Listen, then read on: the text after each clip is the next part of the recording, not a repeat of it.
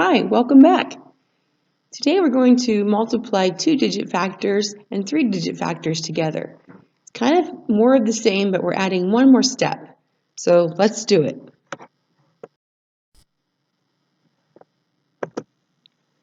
Now we're ready to start working some problems. Number 1 on page 231 is 275 times 14. Here you can see that on the top we have a three-digit number and we're multiplying by a two-digit number.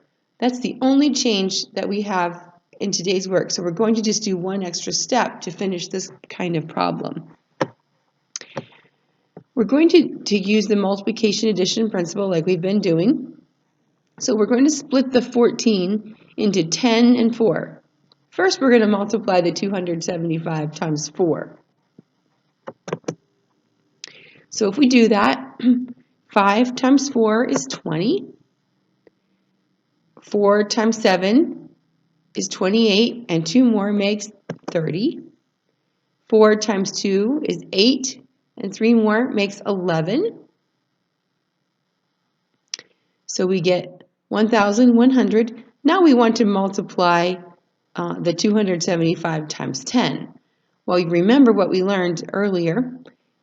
Since we're multiplying by a multiple of 10, we can put that 1 0 down as our placeholder, and then we multiply by the non-zero digit. So 1 times 5 is 5, 1 times 7 is 7, 1 times 2 is 2, and then we want to add the partial products together. When we do that, 0 and 0 is 0, 0 and 5 is 5, 1 and 7 is 8, and 1 and 2 is 3, and we get the answer 3,850. Make sure that you're writing the answers down on your page as we do these problems together. Are you ready for number 2? Let's go. Number 2. Here's the problem. 34 times 36. Oh, that's just like the ones we've been doing all along. A two-digit number by a two-digit number. So first of all, let's multiply 34 times 6. 6 times 4 is 24. 6 times 3 is 18, and 2 more makes 20. Now we're ready to multiply by 30. Remember, 30 is a multiple of 10, so we put the 0 down first, and then we multiply 3 times both digits in the top factor. 3 times 4 is 12. 3 times 3 is 9, and 1 more makes 10, so we get 1,020. And now we can add the partial products together. 4 plus 0 is 4, 0 plus 2 is 2, 2 plus 0 is 2, and we bring the 1 down, the answer 1,224. Don't forget those commas. You don't need to put the commas when you're multiplying the partial products, but you do need to put them in your answer, so keep that in mind. All right, let's try number 3. Here it goes. 125 times 69. Well, again, we're going to multiply 125 times 9. 9 times 5 is 45. 9 times 2 is 18, and 4 is 22. 9 times 1 is 9, and 2 more make 11, 1,125. Now we multiply the 125 times 60. Again, 60 is a multiple of 0. So what are you going to do first? I hope you put that 0 down in the ones column. Now we can just multiply by the non-zero digits. 6 times 5 is 30. 6 times 2 is 12, and 3 more is 15.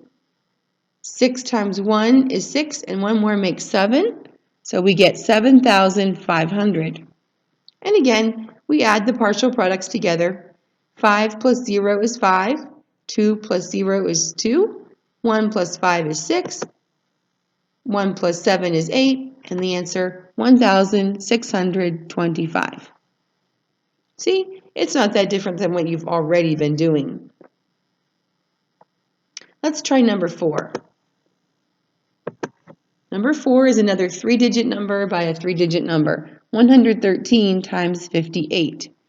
So we're going to multiply 113 times 8. 8 times 3 is 24. 8 times 1 is 8, and 2 more make 10. 8 times 1 is 8, and 1 more makes 9. And we have 904 for our partial product. Let's multiply by 50. You know what I'm going to ask you, right? We're multiplying by 50, which is a multiple of 10. So did you put your 0 down? I hope so. Now we can multiply by the non-zero factors. 5 times 3 is 15. 5 times 1 is 5, and 1 more makes 6. 5 times 1 is 5, and we have 5,650. By the way, when we multiplied 113 times 8, we had to rename a 1 and a 2. You can cross those out if you get confused so that you don't try to add them in when you're multiplying by 50. Okay? That might be something important. I can't really do it on my computer, so you can mark them out yourself on your page once you've finished adding them in. Now we can add the partial products. 4 plus 0 is 4. 0 plus 5 is 5. 9 plus 6 is 15. 1 and 5 is 6. And you should have 6,554 for your answer. How's it going? Now, let's give you a chance to be the teacher. Look at problems 5 through 7 on page 231. Most of these problems have been worked out, but there are some empty boxes. Why don't you pretend that you are the teacher and you have a pretend student that's having trouble figuring out what goes in those boxes? How about if you help them try to figure out what they need to do? You can stop the video right now and do this part, and then you can continue on after you've finished.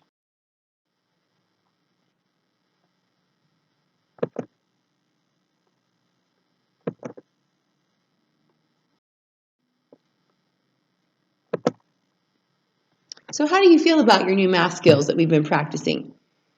If you want extra practice, you can do numbers 8 through 10. If you're catching on and you're doing pretty well, you know what you're doing, just skip them and go right down to the word problems. We're going to do the solve and label problems. If you do problems 8 through 10 and you need the answers, just give me a call. So here's the first word problem. Workers packed 24 boxes of orange juice to ship to stores. Each box held 54 cans. How many cans were in all the boxes? Well, we have to figure out what operation we're going to use to solve this problem. Notice the question is, how many cans were in all the boxes? Whenever you're looking for a total number, you're probably going to either multiply or add. In this case, they're giving us the number of boxes and how many are in each box. That's a pretty good clue that we need to multiply to solve this problem. So 24 times 54 would be the equation that we would use to solve the problem. Don't forget to write your equation down below, and when you figure out the answer, make sure you label it. The question was how many cans were in all the boxes. So that's a pretty good clue about what your label ought to be. Now, you solve it.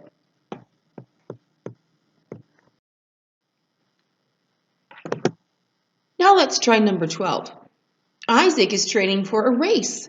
He rode his bike 16 miles one day and 23 miles the next day. How far did he ride on both days? What's the question again? How far did he ride on both days? Looks like we're looking for a total number. And they tell us how many miles he rode on one day, how many miles he rode on the next day. Looks like if we add them together, we could get the answer. So let's try 16 plus 23. You can use scratch paper, or you can find an empty spot on the side of your paper to do those calculations, but make sure you write the equation in the box below. 16 plus 23 equals, and again, don't forget to label it. The question is, how far did he ride? So these numbers are given to us in miles. That should be a clue. Now you solve it.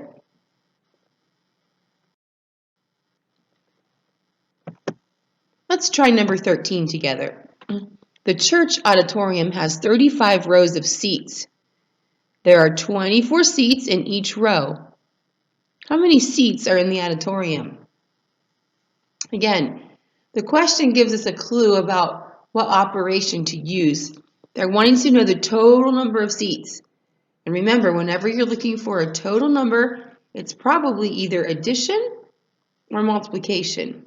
In this case, it's talking about rows and seats in each row, and that is usually, it reminds me of the arrays that we do sometimes for solving multiplication problems. So I think that we need to multiply this one.